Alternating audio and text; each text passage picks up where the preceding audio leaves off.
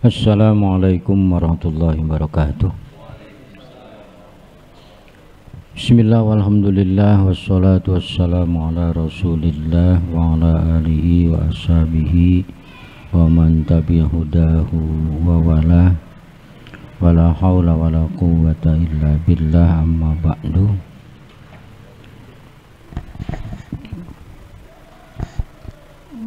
Kita masih membahas tentang hal-hal yang diharamkan bagi orang yang haid ya.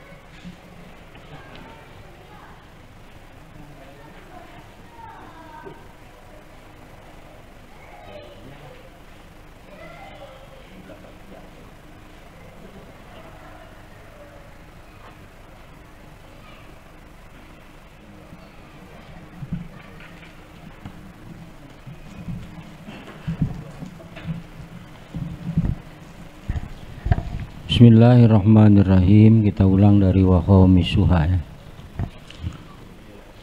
Wahamisuha yang kelima yang diharamkan bagi orang yang haid itu al-lubsu, tinggal, ailiqomatu, tinggal bil masjidi, di masjid. Wa misluhu, sama halnya dengan tinggal, at-taraddudu, mondar mandir ya, bahasa kita bolak balik gitu. Ya, kalau bahasa kampung kita kan mondar mandir ya. Ya, warawiri gitu. Liqaulihi sallallahu alaihi wasallam, karena ada sabda dari Rasulullah sallallahu alaihi wasallam, la uhillal masjida lihaidin wala lijunubin.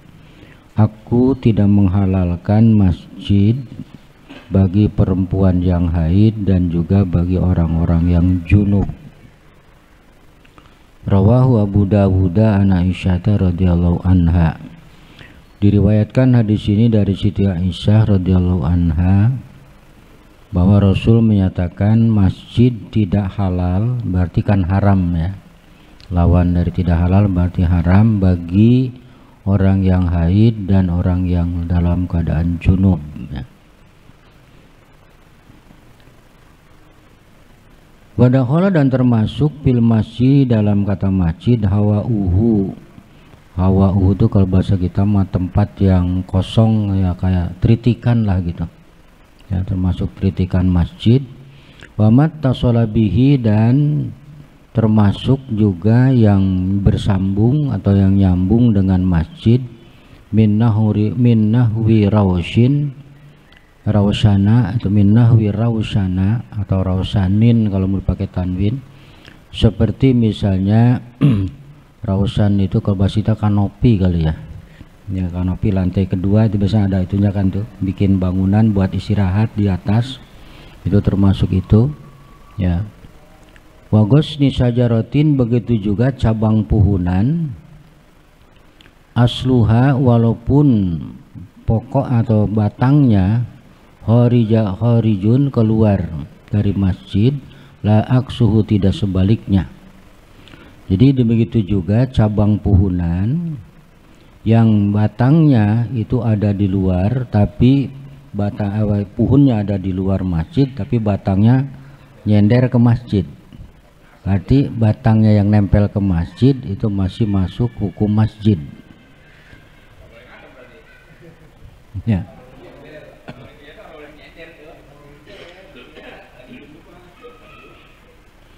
La aksuhu, tidak sebaliknya, artinya sebaliknya itu puhunnya misalnya tumbuhnya di bagian masjid, tapi cabangnya keluar masjid, cabangnya nggak masuk, tapi batangnya masuk. Kebalik ya. Jadi kalau yang tadi kan cabangnya ada di katakanlah nempel di, kadang-kadang kan di genteng gitu, di atas genteng ya, genteng masjid, puhunannya di luar masjid. Nah itu cabangnya masih hukum masjid. Beda dengan puhun yang tumbuhnya di tanah masjid, itu di masjid, tetapi cabangnya keluar dari masjid. Nah cabangnya itu tidak masuk masjid, tapi puhunnya masuk. Nah, kalau tadi kan puhunnya di luar, berarti puhunnya bukan tidak termasuk masjid, tapi cabangnya ada di nempel ke masjid. Nah itu cabangnya masuk masjid. Kalau puhunnya tumbuh di wilayah masjid, cabangnya keluar dari masjid, cuman puhunnya saja yang masuk kategori hukum masjid, tapi cabang yang keluar dari masjid tidak termasuk masjid.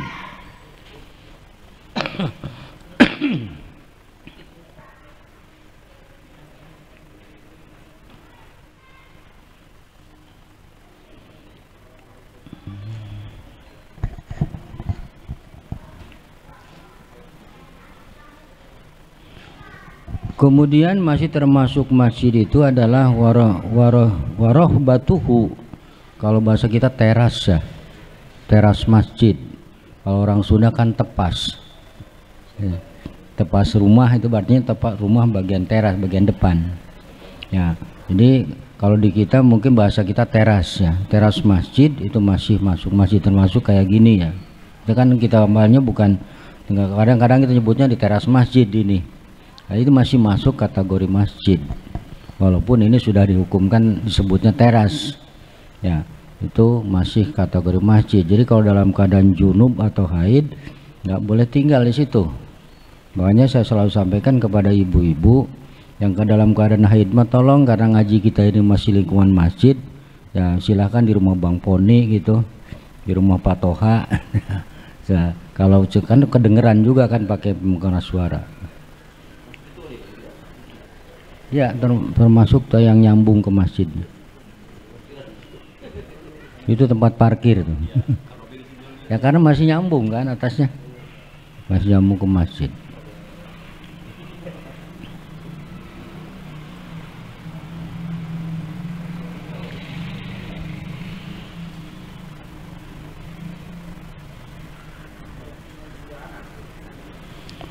Wala harimuhu, dan tidak samping kiri dan kanannya. Jadi kalau samping masjid itu tidak termasuk masjid ya. Samping masjid baik kiri maupun kanan selama tidak bersambung itu tidak termasuk kategori masjid. Kayak itu jalanan misalnya, kalau tidak ketutup sama yang nyambung ke masjid bukan masjid. Apalagi tanahnya bukan tanah masjid misalnya. Tanahkanlah tanah milik orang gitu ya. Itu.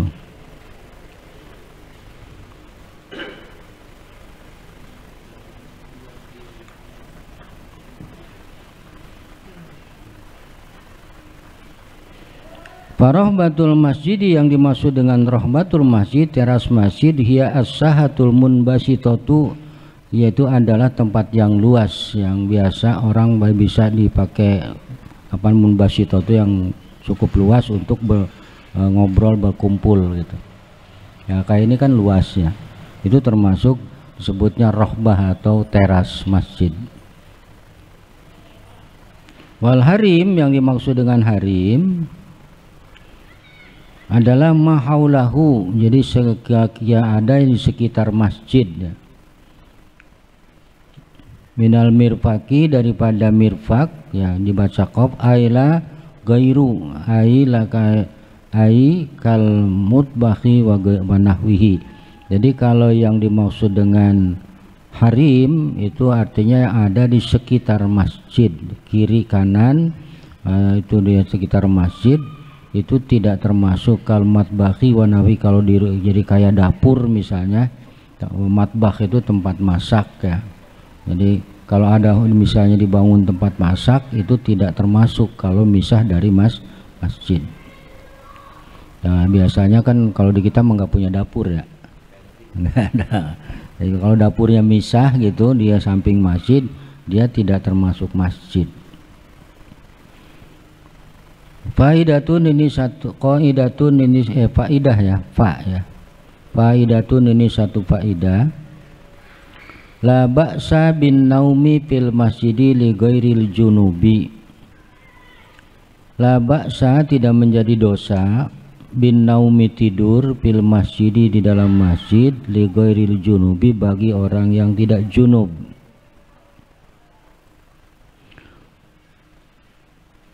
Walau li ghairi a'zabin, walaupun bukan orang yang biasa di situ. Wa huwa man lam yakun indahu ahlu faqdi ahlun.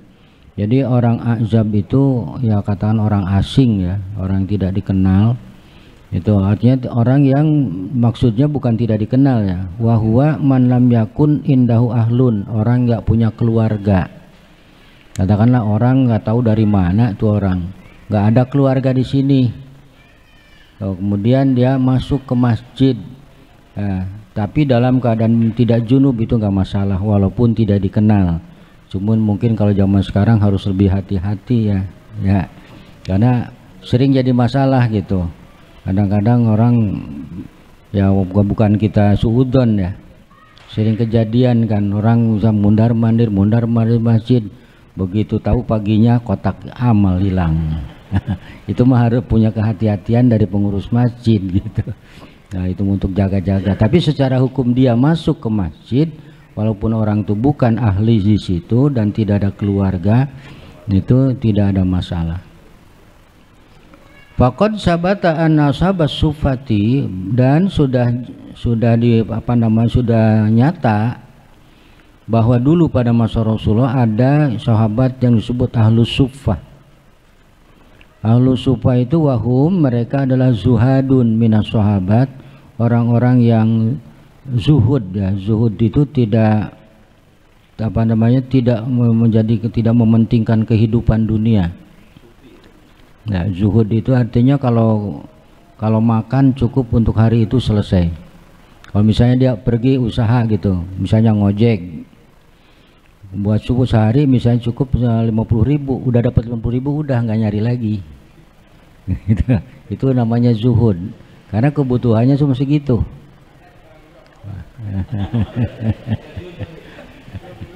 Kalau malas lain lagi ceritanya. Ini mah orang zuhud begitu, kalau udah cukup buat kebutuhan hari itu ya udah, dia mah nggak nyari lagi. Jadi kehidupannya hanya untuk ibadah dan kepentingan agama biasanya. Itu termasuk seperti zaman pada masa Rasulullah itu ada yang disebut ahlus suffah ya. Mereka adalah orang-orang yang zuhud daripada sahabat. Fuqara'u, mereka itu orang-orang susah. Fuqara kan fakir ya, artinya fakir itu harta nggak punya, barang juga nggak punya. Ya, bahkan mereka itu tinggalnya di samping masjid zaman dulu itu. Dia ada diberikan tempat oleh Rasulullah di samping masjid, dan mereka itu selalu siap ketika ada dibutuhkan tenaga mereka untuk perjuangan. Mereka paling dulu siap itu.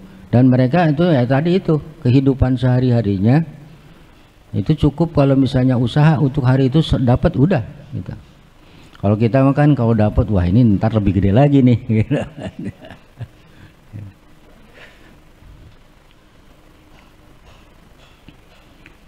Kemudian mereka itu guroba ya, apa iya? Itu orang-orang pengembara. Artinya biasanya mereka itu pendatang kemudian tinggal di sana, dan mereka semata-mata hidup hanya untuk kepentingan agama gitu. Makanya dalam kehidupan hari-harinya mereka bukan berarti mereka tidak mampu berusaha, bukan. Tapi mereka memang sudah tidak menjadikan dunia itu tujuan hidupnya. Mereka semata-mata hidup untuk kepentingan agama. Jadi makanya kalau tapi tidak nyusahin orang itu. Ya, tinggal di masjid misalnya nunggu kasih makan orang, enggak dia mah. Itu ya, ketika setiap hari mau untuk makan nyari dulu. Ada yang jadi kuli panggul di pasar, ada macam-macam dah. Asal udah dapat pulang. Nah, udah cukup untuk hari itu ya udah. Ya itu. Ya, sama kayak kita ya.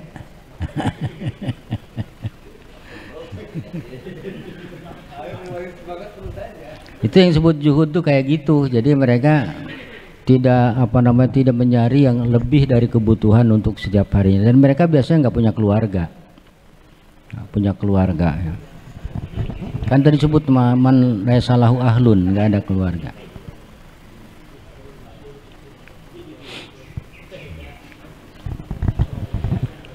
Kanu yanamuna fihi, mereka ahlu sufah ini pada tidurnya di dalam masjid. Kalau yang di samping masjid cuma buat tinggal mereka sementara aja, kalau tidur itu di dalam masjid.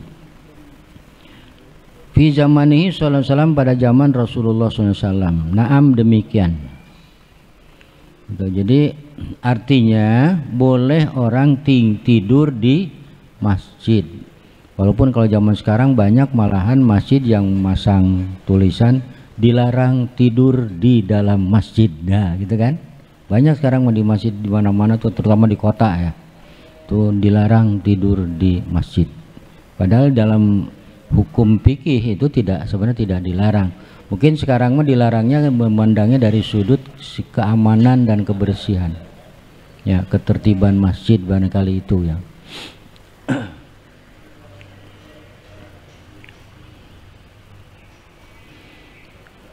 Yahrumun naumu, haram tidur di masjid idza dziko alal musallina, ketika menjadikan sempit orang-orang yang sholat.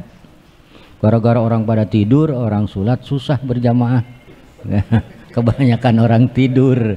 Nah itu mah haram karena menghalangi orang-orang yang sholat di masjid. Jadi boleh itu kalau tidak mengganggu orang-orang yang beribadah gitu.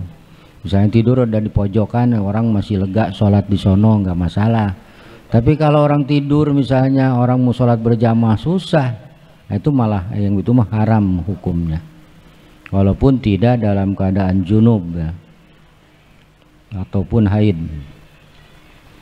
Wajibu hinaidin, oleh karena itu wajib hinaidin ketika situasi seperti itu, artinya bisa mengganggu orang-orang sholat, maka wajib tanbihuhu, mengingatkan mereka. Bang, tolong bangun ya, orang mau pada sholat nih, begitu diingatkan, wajib mengingatkannya, terutama kepada apa namanya yang biasa tugas di masjid, merbot. Nah merbot ya, bilangin tuh sama merbot, bang tolong ya jangan tidur nih, orang mau sholat berjamaah, tempatnya sempit, begitu wajib hukumnya.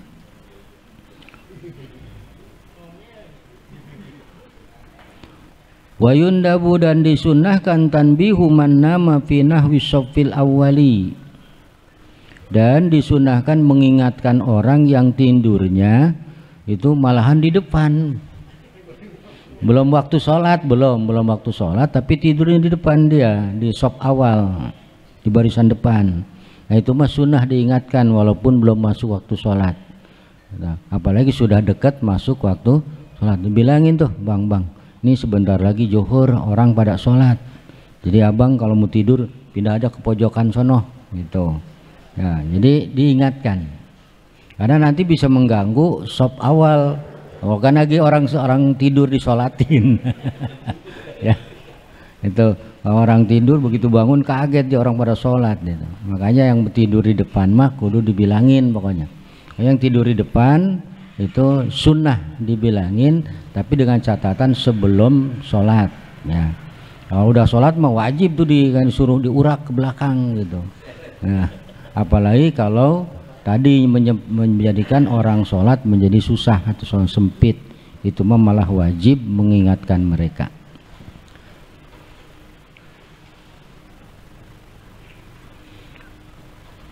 Au imam al musallina tuh, atau sholat di depan orang, tidur di depan orang-orang yang sholat, itu harus diingatkan.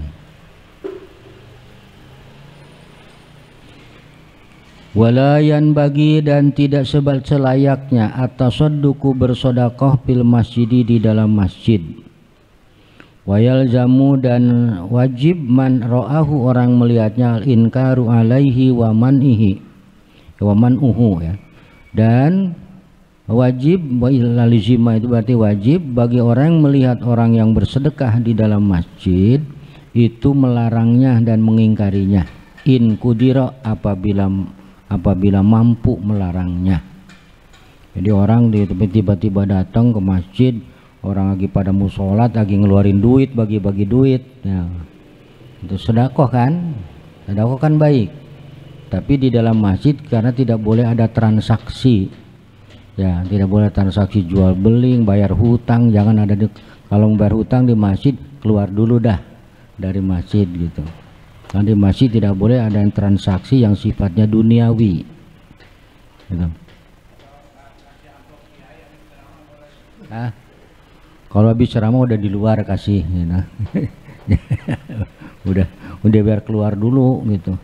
Cuman jangan pura-pura lupa, udah keluar pura-pura lupa ya, penceramahnya lagi nungguin. Kalau penceramahnya hidup mah orang-orang pakai nungguin, orang-orang hidup nungguin baik. Kemana ini panitia? Panitianya Pak Agus lagi.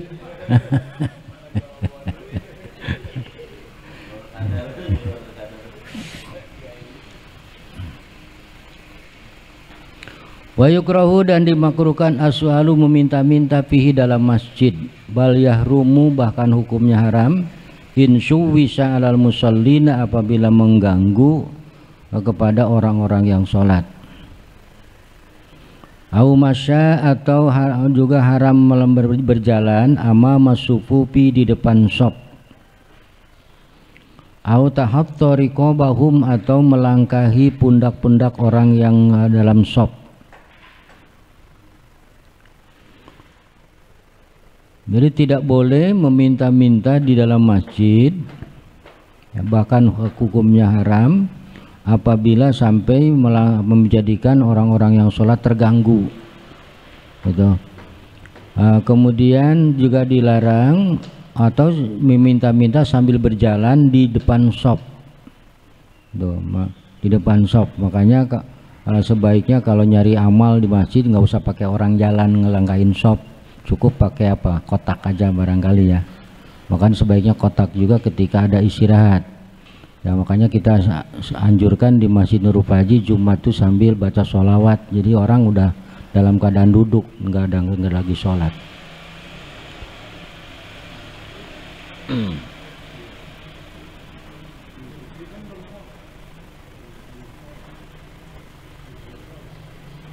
Wa amma ita'u sa'ilihi wa sa'ili fihi fayundabu, adapun memberi kepada orang yang minta-minta itu di masjid tetap disunnahkan. Yang dilarang itu adalah minta-mintanya. Tapi kalau ada orang minta-minta di masjid, kita ngasih, itu tetap hukumnya diperbolehkan, bahkan sunnah. Ya.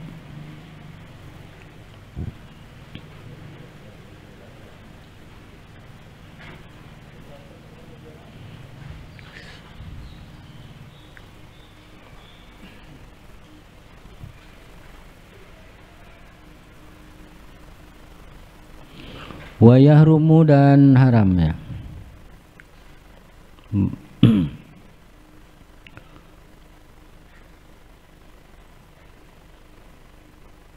Wa yahrumu, dan haram ar-raqsu, bergurau, bercanda, fihi, di dalam masjid. Rokos itu ya kalau bahasa Sunda mengabodor.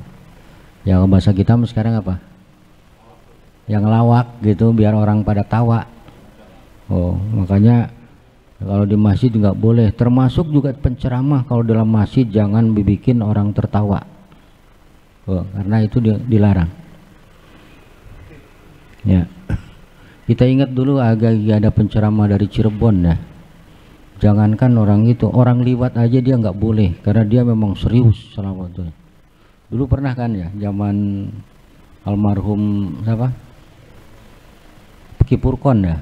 Kita ngundang penceramah dari Bogor, itu persyaratannya berat.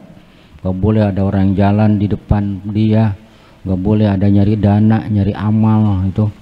Begitu ada kejadian orang-orang mau langsung berhenti kan ceramahnya.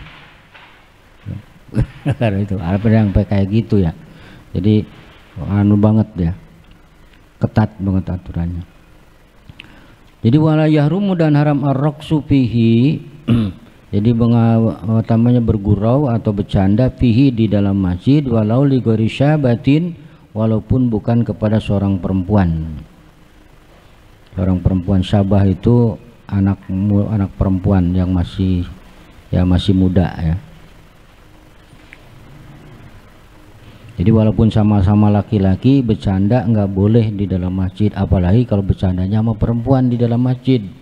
Wah, itu repot lagi kalau bercanda sama perempuan. Nah, hati-hati Bang Muje kalau di masjid ya.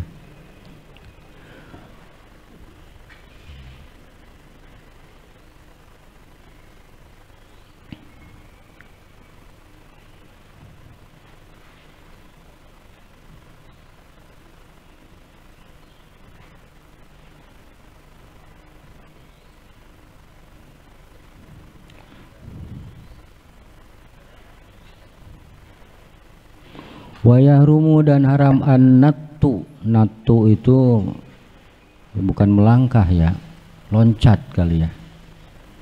Ajerit-ajeritan kalau kata orang Sunda mah. Jadi loncat-loncat di dalam masjid. Itu orang bangun tidur di masjid, olahraga di masjid. Ya, loncat-loncat. An-nattu ya, nattu itu loncat-loncat ya di dalam masjid ya. Wa alwasbu, an-nattu alwasbu ya, itu sama natu, alwasbu itu sama wasab, itu loncat ya. Jadi loncat di dalam masjid hukumnya haram. Wa huwa, yang dimaksud dengan fihi ya, walau bizikri, walaupun lima fihi min takti hasrihi. Jadi wa yahrumu, dan haram an-nattu, loncat-loncat fi dalam masjid. Zakar apa sih maksudnya? Walaupun dalam zikir, karena ada zikir yang suka bergerak-gerak. Ya, ada kelompok-kelompok tertentu yang kalau zikir itu nggak bisa diem. Misalnya la ilaha illallah, duduk gitu, la ilaha illallah, la ilaha illallah, duduk, kemudian dia bangun. La ilaha illallah, diri, duduk lagi. Nah, itu nggak boleh tuh. Ya.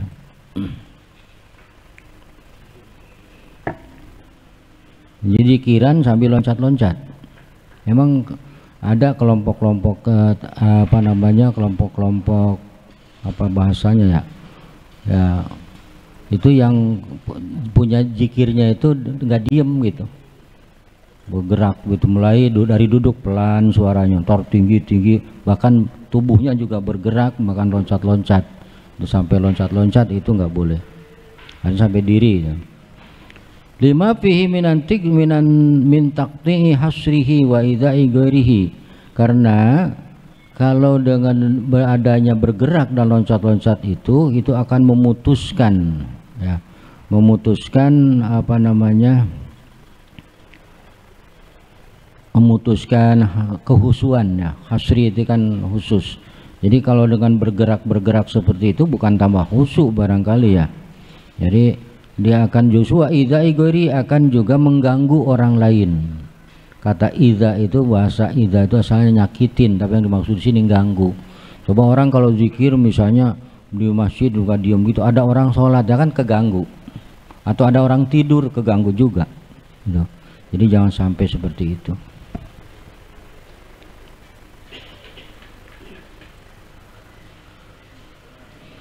Wanatu, yang dimaksudkan annatu alwasbu, ini pemaham arti ya, mufradat ya. Arti kanan natu itu sama dengan wasab. Wasab itu loncat. Wahua nakur rijli, memindahkan kaki, min mahalin ila mahalin akhor. Jadi bergerak gitu, kakinya yang maju mundur gitu, atau ke samping kemudian ya pokoknya bergerak dah. Kakinya bergerak-gerak, itu maksudnya natu itu ya.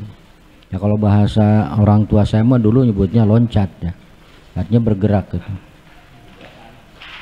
pindah-pindah gitu.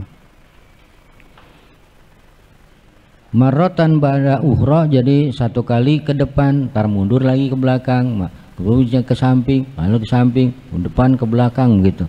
Nah, itu namanya natu atau wasbu ya maknanya.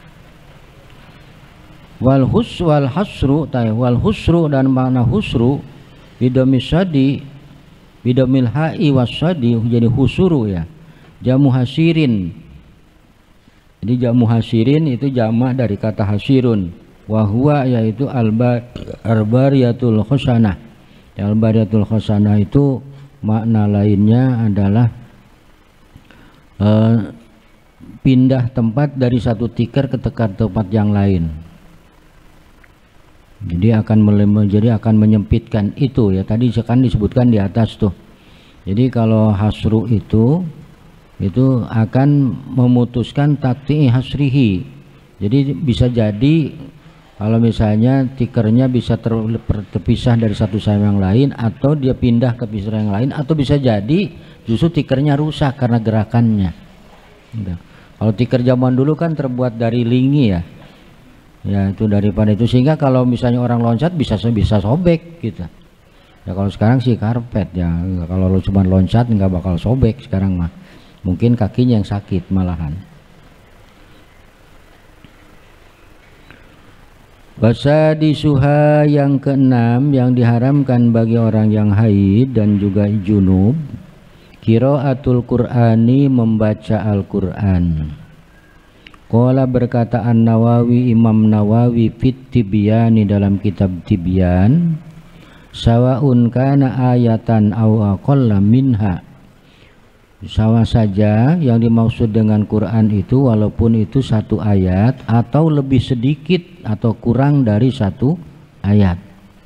Kalau memang itu sengaja baca Quran, haram dalam keadaan junub maupun haid.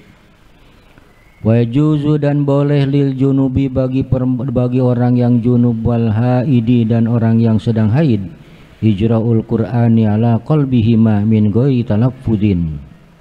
Jadi boleh membaca Al-Qur'an di dalam hatinya, menjalankan Al-Qur'an dalam hatinya. Kita baca surah Yasin di hati, apa bahasa kitanya apa ya? Ya pokoknya baca Quran tapi di hati gitu, tidak keluar suara.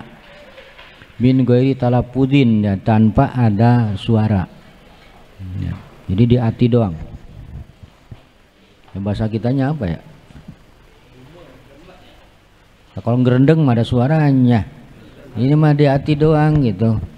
Jadi dia yang udah hafal misalnya baca suara Fatihah, baca Qul dan seterusnya, tapi di hati doang. Itu tidak ada masalah bagi mereka. Yang ngebayangin gitu ya.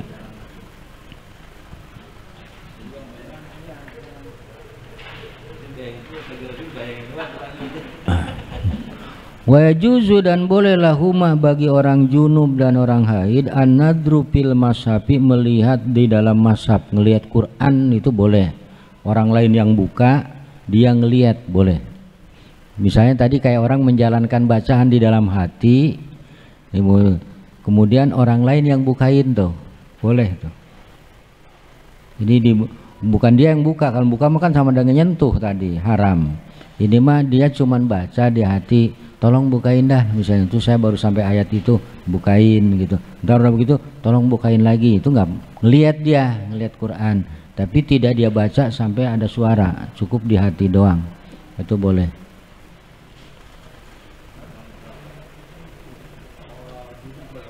Ya. Wa imraruhu dan membolak-balikan ayat Quran alal qalbi dalam hati, baca kulhu diulang-ulang gitu. Bismillah, qul huwallahu ahad Allahu shamad di hati doang, tidak ada suaranya. Itu bolak-balik membaca Al-Qur'an tidak ada masalah. Imraruhu alal qalbi ya. Jadi bolak-balik membaca Al-Qur'an di dalam hati. Wa ajma'a dan telah menyepakati, ijma ya, sepakat al muslimuna umat Islam ala jawazit tahlili wat tasbihi wat tahmidi wat takbiri was sholati ala Rasulillah SAW. Boleh, jadi sepakat, udah menjadi kesepakatan umat Islam ya, berarti yang dimaksud di sini para ulama menyepakati bahwa boleh membaca tahlil bagi orang yang junub gitu, la ilaha illallah, la ilaha illallah, nggak ada masalah. Atau tasbih subhanallah subhanallah dalam keadaan junub atau haid nggak masalah. Kemudian yang diperbolehkan tahmid alhamdulillah alhamdulillah, takbir Allahu akbar, itu tidak ada larangan. Bahkan washolati ala Rasulillah sallallahu alaihi wasallam, dan juga membaca sholawat kepada Nabi, kepada Rasulullah sallallahu alaihi wasallam. Wa ghairidzalika, dan selain semua yang disebutkan minal adzkari, daripada zikir-zikir lil junubi wal haidi, bagi orang yang junub maupun orang yang haid.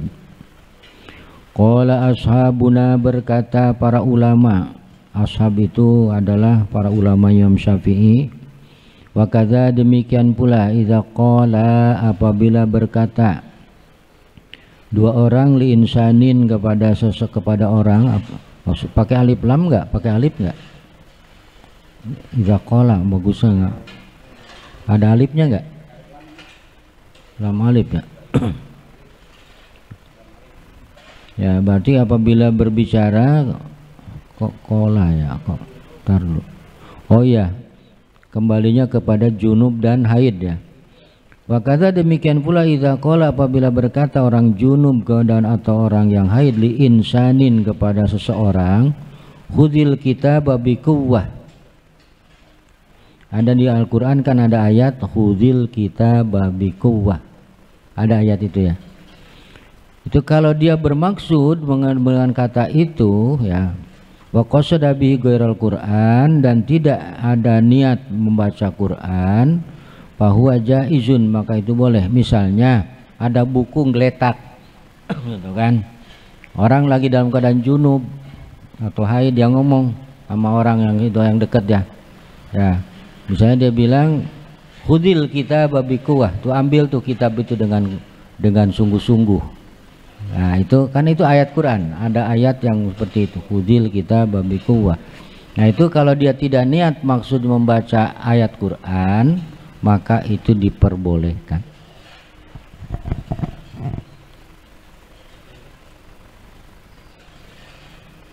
Wakadha, bahwa maka itu jaizun, itu boleh mengucapkan itu. Wakadha ma'asbahahu, demikian juga yang lain yang serupa dengan itu. Qalu berkata ashabuna, para ulama kita berkata, wa yajuzu lahuma ay yaqula indal musibati inna lillahi wa inna ilaihi rajiun dalam yaqsidal Quran.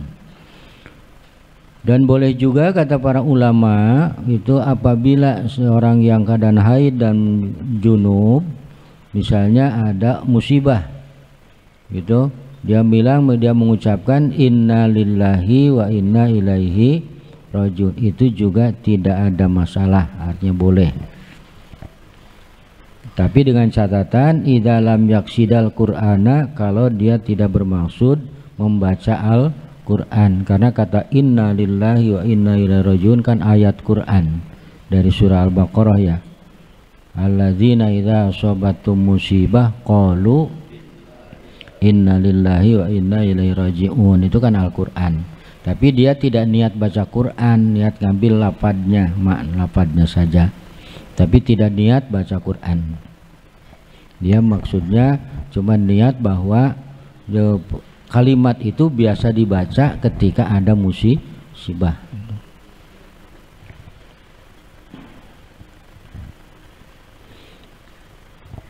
Waqala ashabuna, dan berkata para ulama kita al-Khurasaniyuna, orang Khurasan. Jadi ulama Khurasan itu satu tempat di Irak ya. Wa zuzu, dan diperbolehkan ayyakula, mengucapkan seseorang indaruku bidabbati, ketika menaiki kendaraan.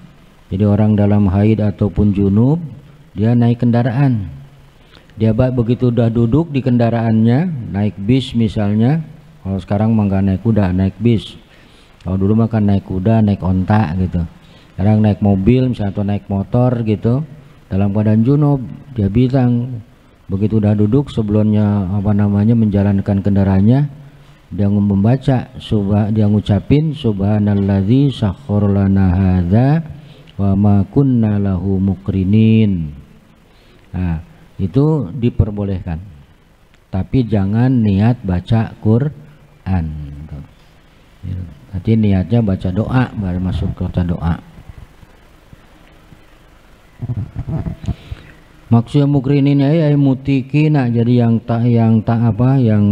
mutikina, yang kuat atau tokoh itu mampu ya, jadi yang mampu. Jadi wama kunna lahu mukrinina, dan apa-apa yang kami berikan kami mampu untuk mengendarainya ya. Atau bahasa lain mukrinin itu yang bersama-sama dengan kami, dari kata corona ya, bukan corona covid, bukan. Corona itu diambil ya, corona itu artinya mukrinin, berarti yang bersama dengan kami. Itu kan kalau kita artikan subhanalladzi, maha suci Allah, sakhkhara lana hadza, yang menaklukkan atau yang menguasakan ini untuk kami, hadza ini untuk kami, wa ma kunna lahu mukrinin, dan apa-apa yang kami bersamanya. Ya, korin bersama teman ya, artinya yang bersama dia, barang segala macam yang ada dia bawa, teman-teman dan semuanya. Itu makna mukrinin ya. Wa inda du'ai, dan ketika membaca doa Rabbana atina fid dunya hasanah wa fil akhirati hasanah wa qina adzabannar.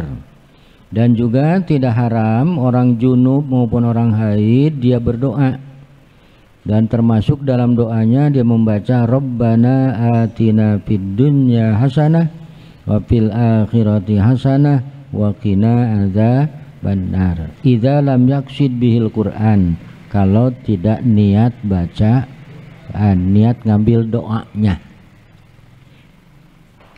Qala al-Imamul Haramaini, berkata Imam Al-Haramain, wa in qala al-junubu bismillah walhamdulillah, apabila berkata orang junub dengan membaca bismillah walhamdulillah, fa in qasadal Qur'ana asa, kalau dia berniat memaksud membaca Quran maka dia berdosa.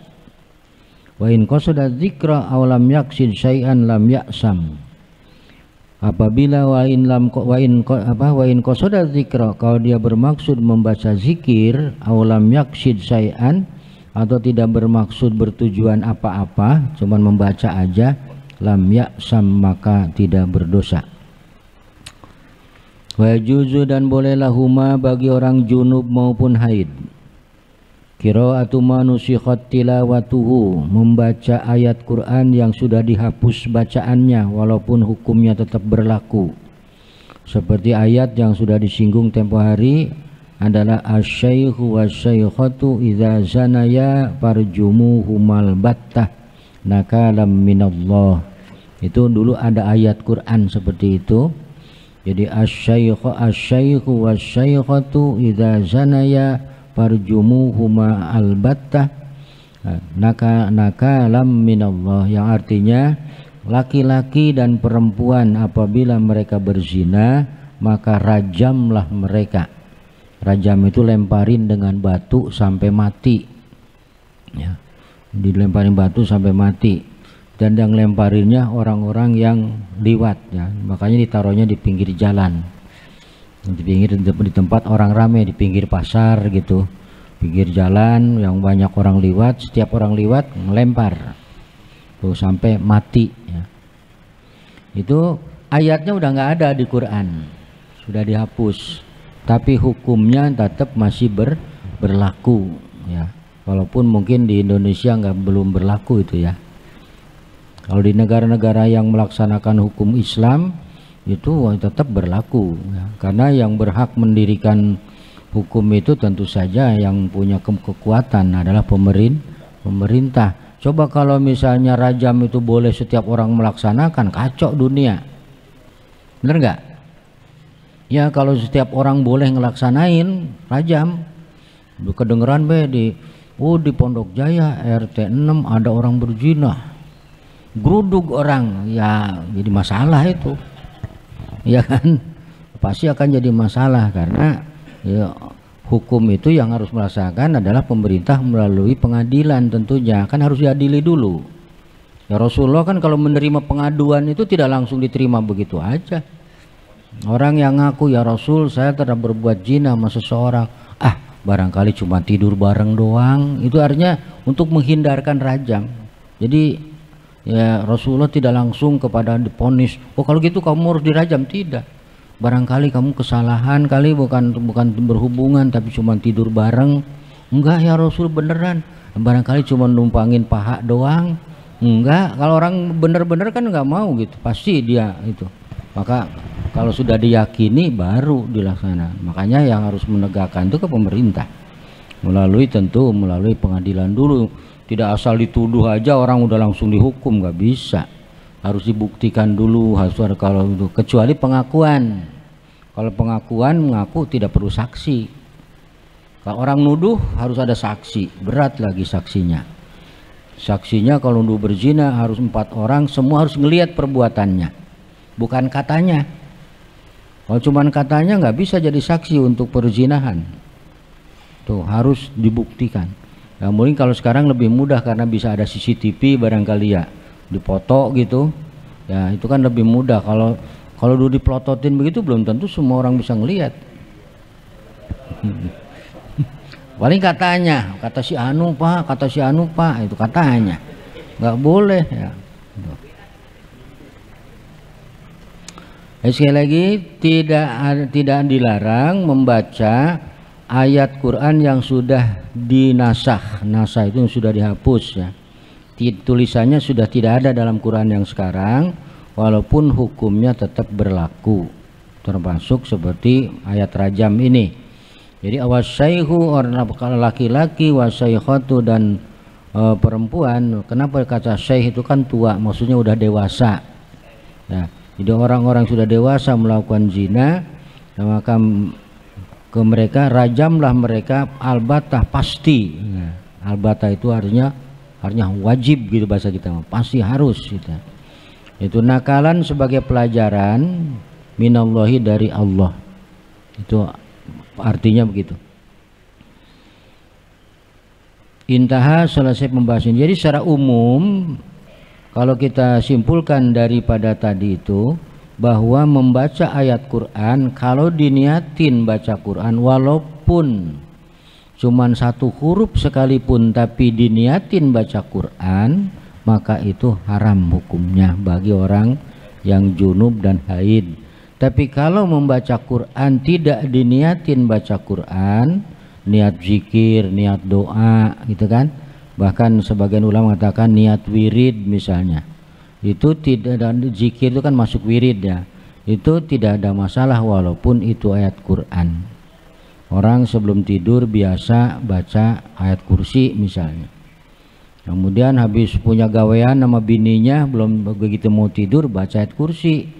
Kalau niatnya tidak niat baca Quran tapi niat wirid ayat kursi, tidak niat baca Quran, itu masih diperbolehkan.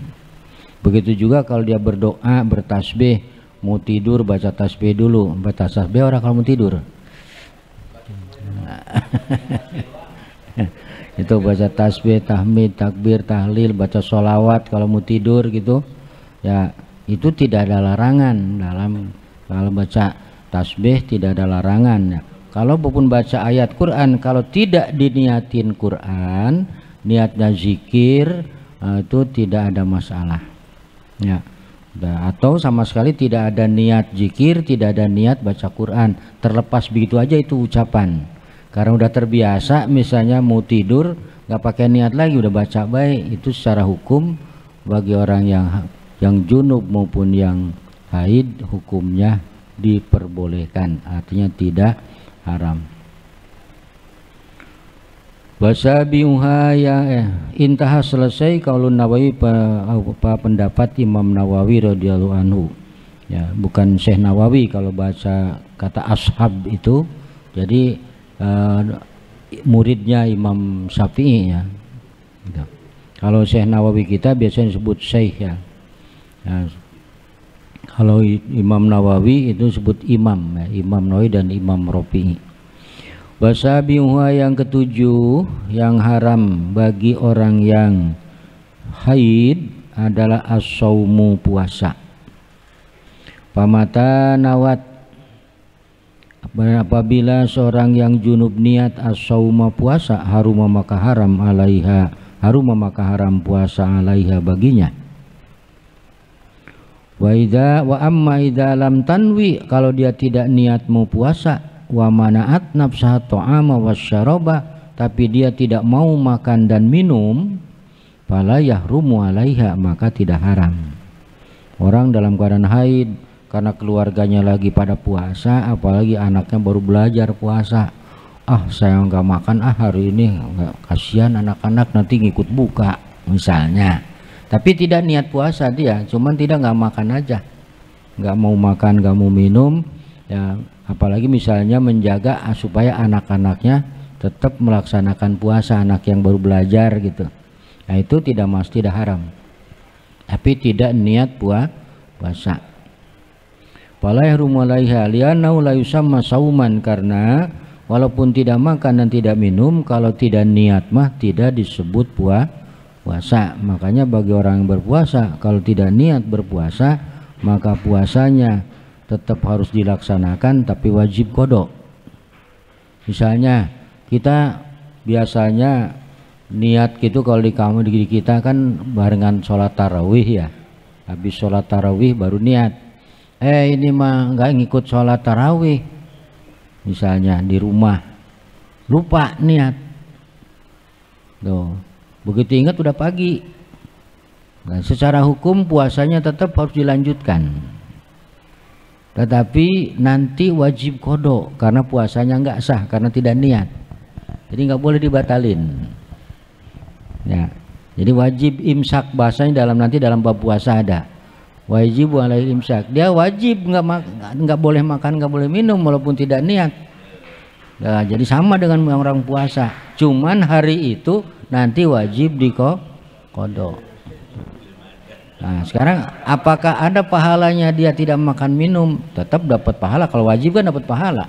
Cuman tentu beda dengan orang yang niat puasa.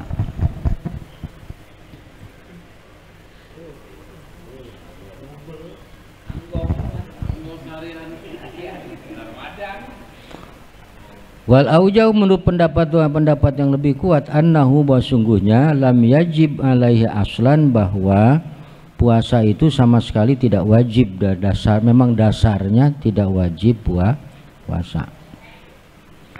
Wa wujubul qada'i, adapun wajibnya qada innama huwa bi amrin jadidin, sementara wajib qada itu karena ada perintah yang baru di luar yang asal itu. Wakila wajaba alaiha summa saqata. Tapi menurut satu pendapat wajib puasa baginya, kemudian digugur puasanya. Artinya tidak termasuk puasa yang real karena tidak ada niat. Dan juga karena dilarang perempuan untuk berpuasa. Sementara perintah qada itu karena ada hadis dari Siti Aisyah. Jadi baru setelah ada kewajiban puasa, kemudian dalam perjalanannya itu perempuan yang lagi haid dan nifas haram sholat dan haram berpuasa, cuman buat sholat tidak perlu qada, buat puasa wajib qada, itu aja. Wasaminuha, dan yang kedelapan at-tolaku, tolak. Wallahu alam bissawab. Sampai situ aja dulu ya. Insyaallah nanti kita lanjut pada pertemuan akan datang. Assalamualaikum warahmatullahi wabarakatuh.